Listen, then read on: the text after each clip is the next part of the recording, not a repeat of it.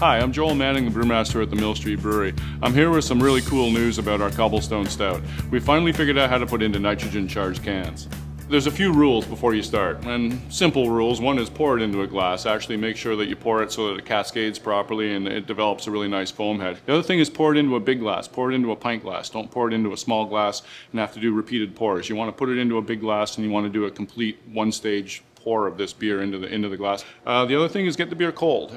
If it's warm, because it's nitrogen charged, it has a little bit more pressure in it than a standard can, so it'll overflow a little bit if you open it warm. So make sure that you get it cold before you pour it. So there is a little gizmo in here that is part of the can, and when we fill the Cobblestone Stout into the can, what happens is that the nitrogen gets into the little gizmo and pressurizes it, so that when we open it, what's going to happen is that the can depressurizes, and then the little gizmo has a nozzle in it and sends a jet of nitrogen into the beer and physically knocks out the gas from the beer, and that's what makes it cascade. It's the same effect as on draft.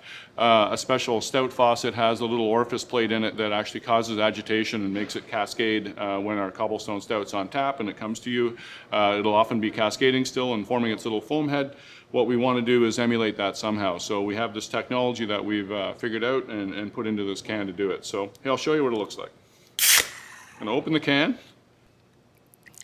And then you don't have to be gentle with this. You can literally kind of invert it and bang it in.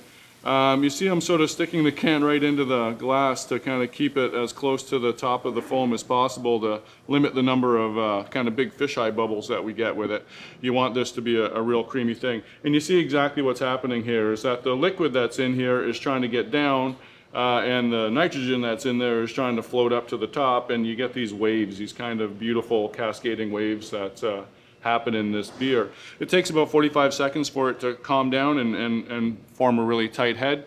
The nitrogen in it makes the liquid very smooth. It's quite lowly carbonated, so it doesn't have a sharpness to it. It doesn't get you bloated drinking it. It's a very kind of smooth, creamy, silky thing.